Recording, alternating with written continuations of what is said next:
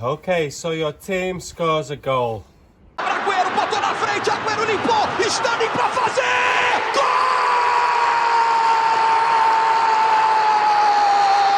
Gol!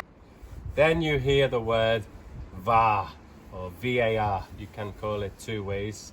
And usually it goes to VAR. So the verb is to go to VAR. Here it is the present perfect tense. It has gone to VAR, or it went to VAR. Or maybe you can say VAR or VAR is checking it. It, the goal, the incident. Homem dessa temporada, ele anulou. Tá anulado! Impedimento! Até o jogo! Tottenham! Semifinalista da Champions! So, today I want to give you some vocabulary, grammar, to talk about decisions in football.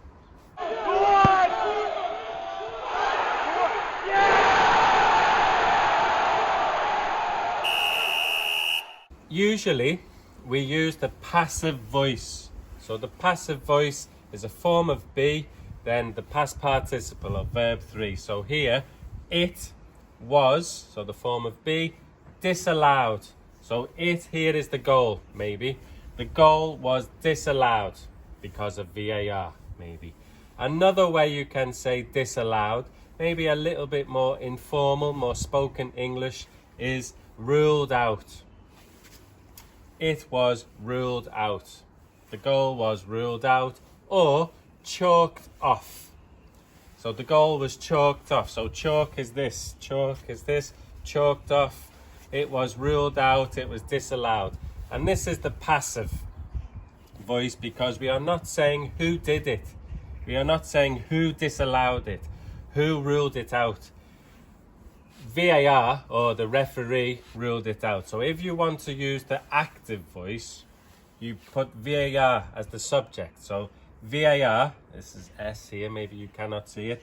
VAR disallowed the goal, which is a normal active sentence. I play football, subject, verb, object.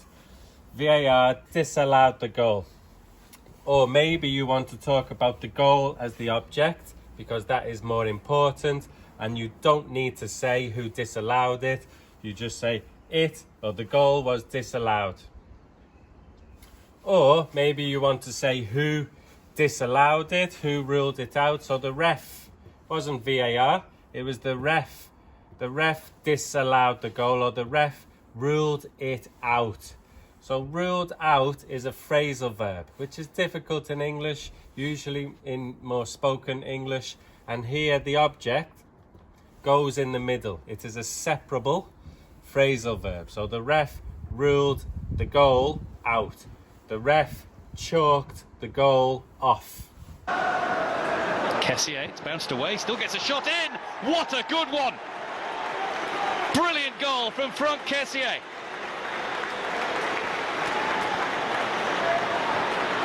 And he can't believe it. Twice they put the ball in with nothing to show for it. Also, when talking about decisions, my coach.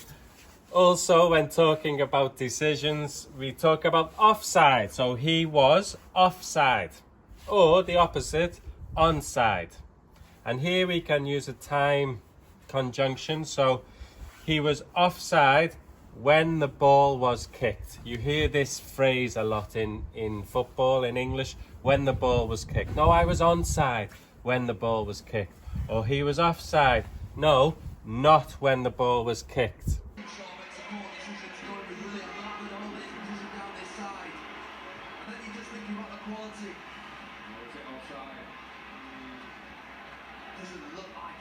Or the linesman or the lineswoman. There are lineswomen nowadays, but the linesperson, I think, is the correct term. I'm not sure. Maybe you can help me there. So the linesman had the flag up. So the linesman put the flag up. But nowadays in modern football, the new rule is for the linesman to keep the flag down until. So again, a time conjunction. The linesman kept, so past tense of keep, the linesman kept the flag down until the play was finished, until he put it in the goal, and then he raised his flag, or he put up his flag, or he had his flag up. You can say it in different ways. You can raise your flag also. I didn't put that there. Another common thing in football in decisions is the ref had already blown the whistle. So sometimes somebody scores, but the referee maybe saw a foul or a penalty. So the referee blows his whistle, and then after that somebody scores. So you would say the ref had already blown the whistle. The ref had already blew up, you can say. Already is interesting here, because I know Americans use this differently, and I hear it more with British people now. The correct way is here, in between the auxiliary verb and the main verb, the ref. I have already done something. I have already been somewhere.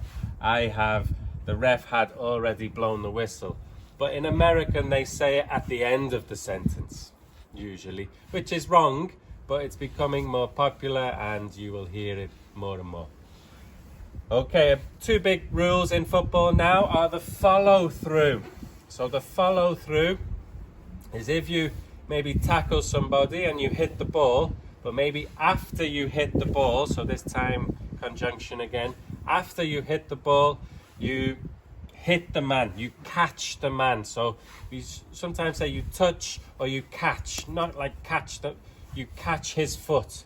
So the past tense, he caught him after he got the ball.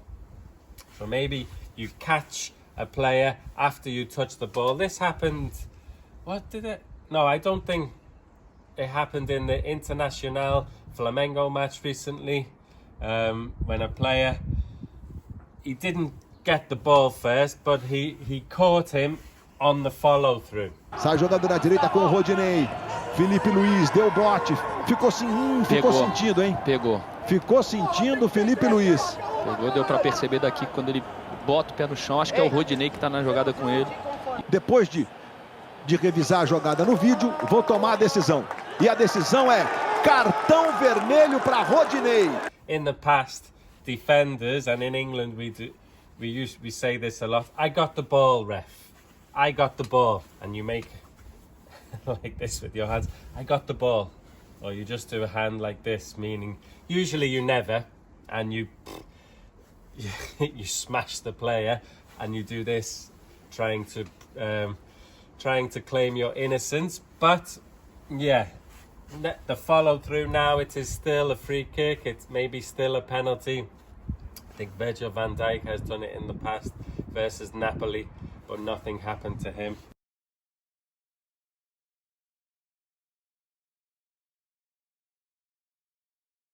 Also, the new rule, which I don't understand anymore, is the Handball Rule. And it seems to be different in different leagues and in different countries. Handball, it used to be in the past, it was handball if it was deliberate handball. So you do it on purpose, like Luis Suarez maybe in the World Cup. Deliberate handball. Jest Mensah. Ach, teraz jest zamieszanie, odbita piłka, jeszcze wybita, jaka decyzja sędziego. Zaraz zobaczymy. Suarez usunięty z boiska, ależ dramat. Teraz będzie lepsze zbliżenie. No nie ma dyskusji, tutaj widać wyraźnie. Free kick, penalty, maybe yellow card, red card. Or you can handball it accidentally. Maybe it was accidental handball. But nowadays, I don't know the rule, really. Now we have the t-shirt line. Defenders are defending with their hands behind their backs. Yes, I'm unsure about this rule. I think it's a little bit frustrating, the application of this rule in football now. Some more vocabulary here. Oh, these are adjectives to describe decisions. Maybe a decision was controversial, or maybe a penalty or a free kick was harsh, or similar meaning soft, or maybe all similar. So if it was just a minimal contact, and the referee give a penalty, maybe you can say it was soft. It was a soft penalty. It was a harsh penalty. It was not really a penalty, but you can kind of see why they gave it. It was a soft penalty. Or the opposite. So the opposite of this, if it was a clear penalty, which is another adjective, you can say a stonewall penalty. So it's a stonewall penalty. We say this a lot, means yes, it was clear, it was blatant, a blatant penalty. This happened, I think Steven Gerrard said the word stonewall in an interview after an incident last week involving Morelos for Glasgow Rangers. Well, it's a blatant penalty, it's a stonewaller. I asked him for an explanation, and the explanation I wanted is why has 3 people missed a blatant stonewall penalty, not one, because I'll go with one. I'll go with a mistake. We're all human, we all make them. But I can't have 3 at the same time that are all looking at the instance. You can describe it as a stonewaller.